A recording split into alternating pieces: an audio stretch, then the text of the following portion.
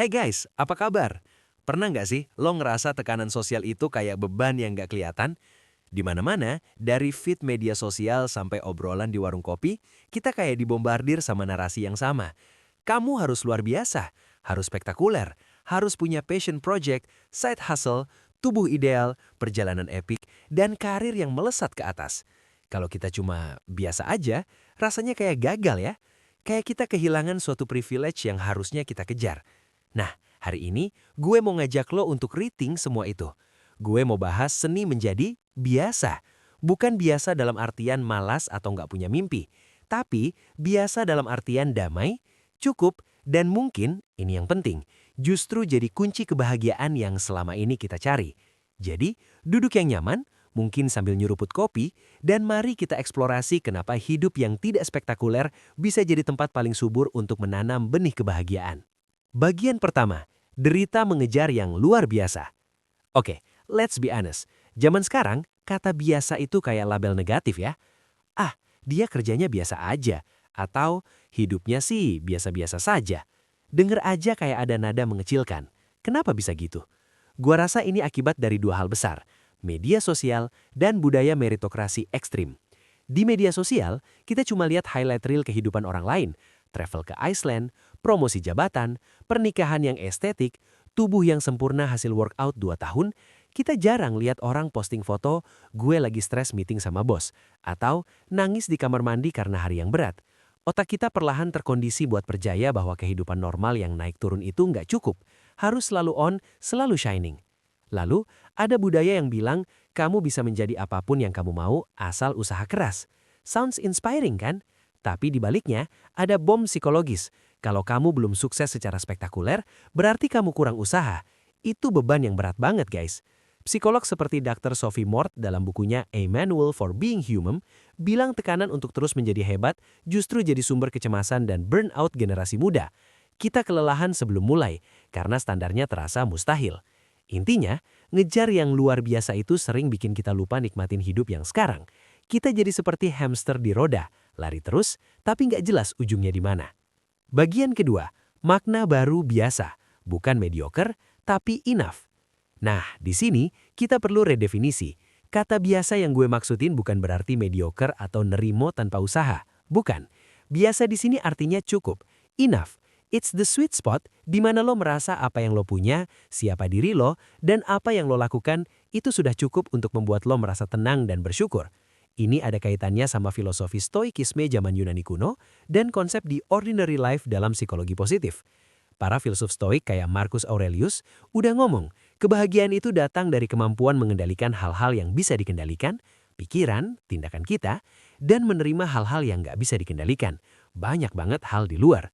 Mereka nggak mati-matian mengejar ketenaran spektakuler, tapi mengejar kebijaksanaan dan ketenangan batin.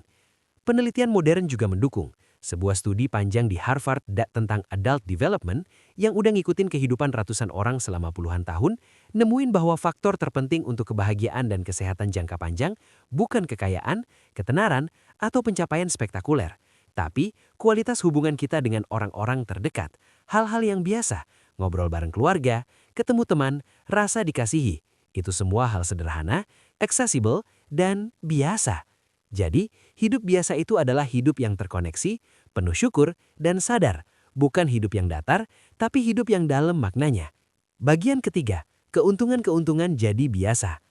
Apa sih untungnya menerima dan menikmati kehidupan yang biasa? Gue sebutin beberapa. Pertama, lo punya mental space yang lebih lega. Bayangin, lo nggak perlu pusing membandingkan jalan hidup lo dengan standar orang lain. Lo bisa fokus sama jalan lo sendiri. Otak lo jadi banyak bandwidth untuk mikirin hal-hal yang beneran penting buat lo. Hobi lo, orang tua lo, perkembangan diri lo yang pelan tapi pasti. Kedua, lo lebih kebal terhadap bad day. Dalam hidup spektakuler, satu kegagalan kecil bisa terasa seperti akhir dunia. Dalam hidup biasa, lo udah nerima bahwa naik turun adalah menu harian. Bad day, ya wajar. Besok bisa coba lagi. Resilience lo jadi lebih kuat. Ketiga, lo bisa nikmatin small joys. Ini magicnya. Ketika lo berhenti nunggu momen wow buat bahagia, lo mulai melihat keajaiban di hal-hal kecil. Rasa kopi di pagi hari, lahap kandaan sama rekan kerja, sinar matahari sore, obrolan ringan dengan pasangan. Psikolog Dr. Laurie Santos yang ngajar kursus The Science of Well-Being di Yale bilang praktik sederhana seperti savoring atau menikmati momen dan gratitude atau bersyukur adalah kunci kuat untuk meningkatkan kebahagiaan sehari-hari. Dan itu semua ada di hidup yang biasa. Keempat, hidup jadi lebih autentik. Lo nggak lagi hidup berdasarkan ekspektasi orang lain. Lo bisa memilih karir yang cukup membayar tapi bikin lo punya waktu, punya hubungan yang cukup sederhana tapi tulus, punya tujuan-tujuan pribadi yang cukup buat lo meski nggak bikin heboh media sosial. Hidup lo jadi milik lo sepenuhnya. Bagian keempat, seni memupuk kehidupan yang biasa dan bahagia. Oke, gue tertarik. Terus gimana caranya? Nggak instan, tapi bisa dipelajari. Digital detox yang cerdas. Coba kurangi durasi scroll media sosial. Ingat, itu cuma pameran, bukan kenyataan utuh. Bandingkan hidup lo dengan hidup lo kemarin, bukan dengan hidup orang lain di Instagram. Meredefinisi sukses lo sendiri. Tanya ke diri lo sendiri, apa yang beneran bikin lo merasa tenang dan puas? Mungkin jawabannya, punya waktu buat baca buku, atau bisa nemenin anak main tanpa distraksi kerja. Itu adalah tujuan yang mulia. Praktik gratitude harian. Sebelum tidur, coba sebutin 3 hal sederhana yang lo syukuri hari itu. Dari hal receh kayak lampu hijau terus di perjalanan, sampai hal besar kayak dapat kabar baik dari keluarga. Ini ngebiasain otak lo untuk scanning hal-hal baik, bukan kekurangan. Investasi di hubungan yang mendalam. Alokasiin waktu dan energi buat ngobrol meaningful sama orang terdekat. Buka obrolan yang lebih dalam dari kerjaan lagi sibuk apa. Itu investasi kebahagiaan jangka panjang yang udah dibuktikan riset Harvard tadi. Cari flow di aktivitas sehari-hari. Flow adalah keadaan di mana lo sepenuhnya terserap dalam suatu aktivitas sampai lupa waktu. Itu bisa didapatin dari masak, berkebun, ngegame, olahraga, atau nyusun laporan dengan fokus. Aktivitas biasa ini justru bisa jadi sumber kepuasan dan kedamaian yang besar banget. Guys, di akhir hari, kita mungkin gak akan diingat sebagai orang paling terkenal, paling kaya, atau paling spektakuler di generasi kita.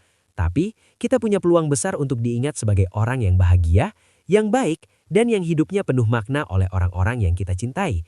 The Art of Being Biasa itu adalah sebuah seni untuk mengambil kembali kendali atas definisi kebahagiaan kita sendiri. Ini adalah pemberontakan yang tenang terhadap budaya hustle dan spektakel.